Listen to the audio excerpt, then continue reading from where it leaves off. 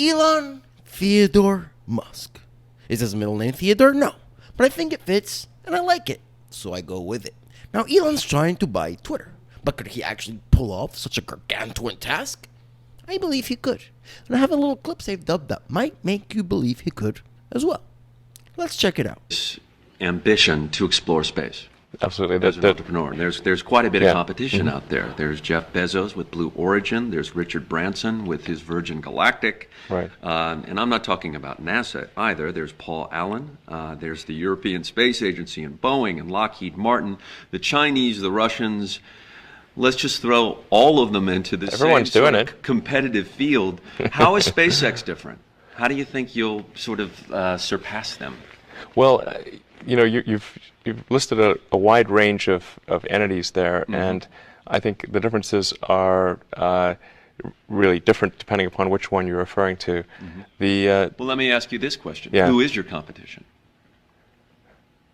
We have no serious competition. None. Not presently. That, my friends, is one smart cookie confident in its abilities and deliciousness. So, Elon is trying to buy Twitter, but can he actually pull it off? We've seen lots of tweets, lots of videos, lots of articles about the matter, but what is really going on? Well, my friends, in this video, we're going to be going over the timeline of events trying to get a clear picture, the whole picture, because Elon Theodore Musk is trying to buy Twitter, and I'm here for it.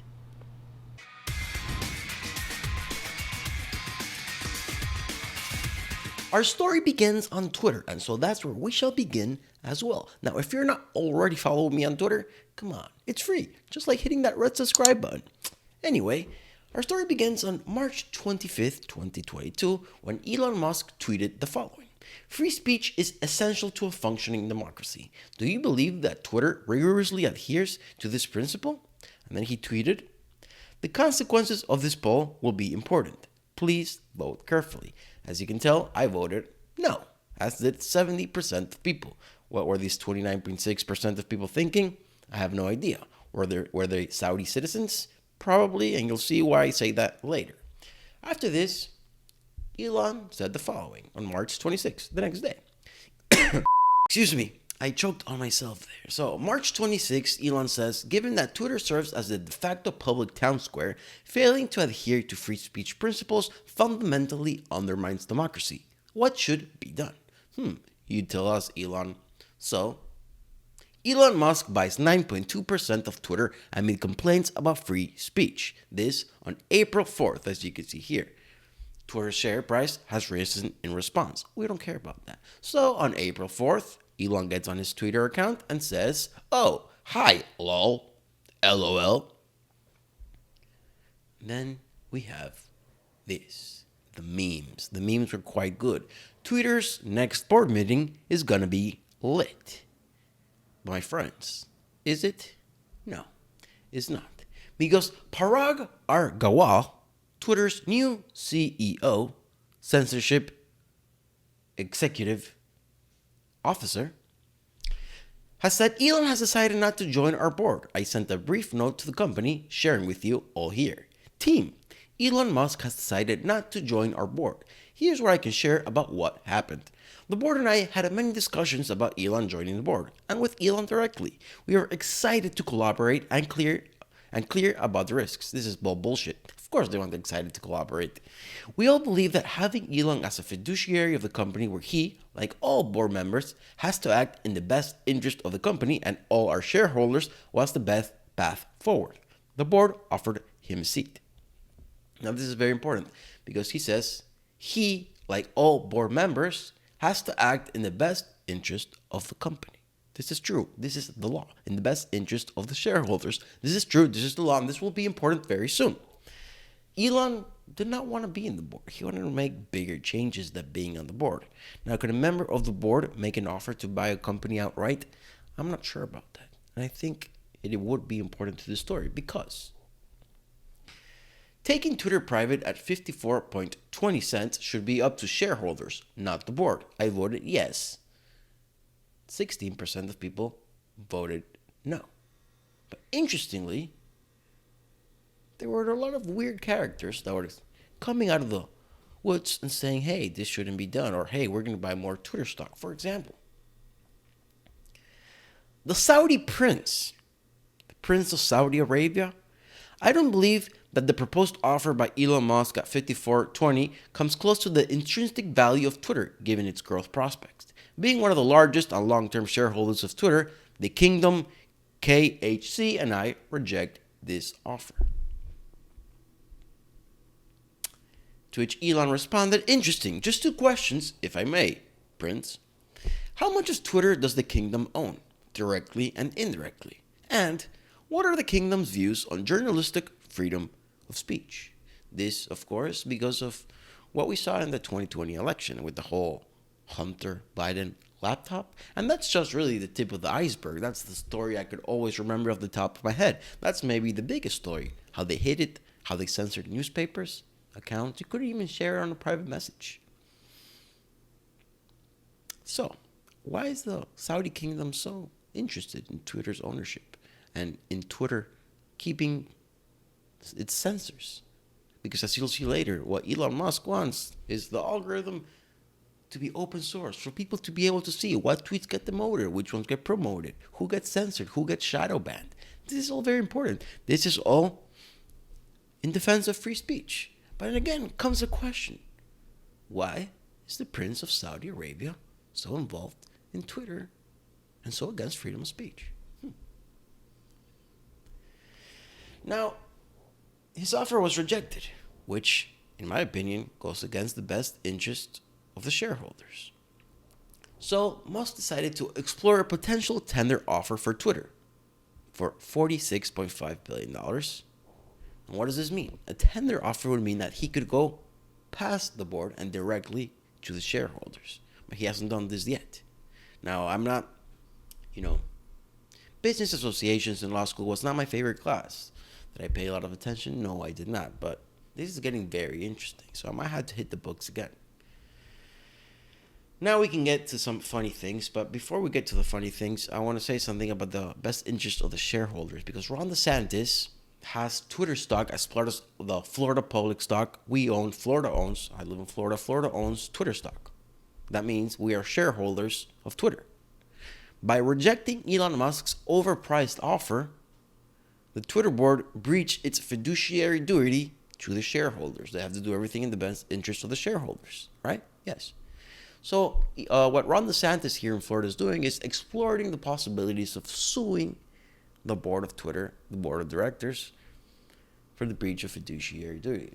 I don't think this would happen because DeSantis has his hands full with Disney right now, but it would be interesting, and I think it would be the right thing to do. Now, Ron, if you need some help, I'm an attorney in Florida. I got you. All you got to do is pay me up. Pay me up. And we'll sue Twitter. I'd love to sue Twitter.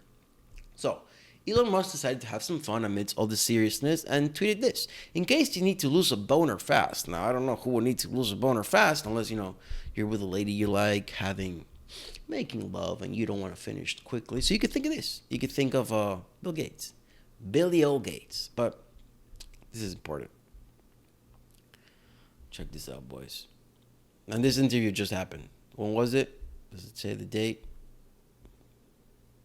Why is the date not coming up? That's weird. But this happened. Yeah, there you go. 6 days ago. No. I think it's very important. For. There you go. All right. This is what I want to show you. Acquire it. And I should also say the intent is to retain as many shareholders as is allowed by the law in a private company, which I think is around 2,000 or so. So it's not like it's definitely not from the standpoint of letting me figure out how to monopolize or maximize my ownership of Twitter, but we'll try to bring along as many shareholders as we're allowed to. You don't necessarily want to pay out 40 or whatever it is $billion in cash. You'd like them to come with you in the yeah, but it's I mean I could technically afford it. I heard that. But what I'm saying is this is not a way to sort of make money. I think it's just that I think this could, my strong intuitive sense is that having a public platform that is maximally trusted and broadly inclusive is extremely important to the future of civilization. But you've described yourself. I agree. So, and I show this because there's a lot of doubters out there who are saying, "Oh, Elon Musk is just another billionaire. You think he cares about freedom of speech? No, he just want more money. All billionaires are greedy psychopaths." Blah blah blah blah. Maybe to be a billionaire, you do have to be some type of psychopath. I don't know, but I do believe Elon is one of the good guys. I believe he's maybe the one billionaire on the side of the people on most things. Obviously, not on all things. And so a lot of people have been coming out and saying things like, posting things like this. Oh, you think he's one of the good billionaires? Well, why is he posting with Ghislaine Maxwell? Well, I don't know. Do you guys think that this is Elon Musk's party and he invited Maxwell? I don't think so. Do you guys think he wanted a picture with Maxwell? I don't think so. Do you guys think that Maxwell wanted a picture with him? Maybe. I mean, we all know that Maxwell and Epstein blackmailed people with having compromising pictures. Maybe they wanted a picture of Elon Musk with Maxwell or Epstein floating around. That's believable. Or maybe he is a pedophile fuck just like all the other billionaires. Maybe. I don't think so. Now, let's say that he doesn't end up buying Twitter. Something comes up, it doesn't work out, whatever. There is a way of suing Twitter. And I think eventually I will do it. I am cooking up a strategy, if you will. And there is precedent from this case, which is a Supreme Court case, Marsh v. Alabama. Now, I'm obviously not going to read you this whole case because it's going to be boring for you. But I have taken some of my favorite quotes from the case that I think would apply to a case against Twitter. And I want to read those to you.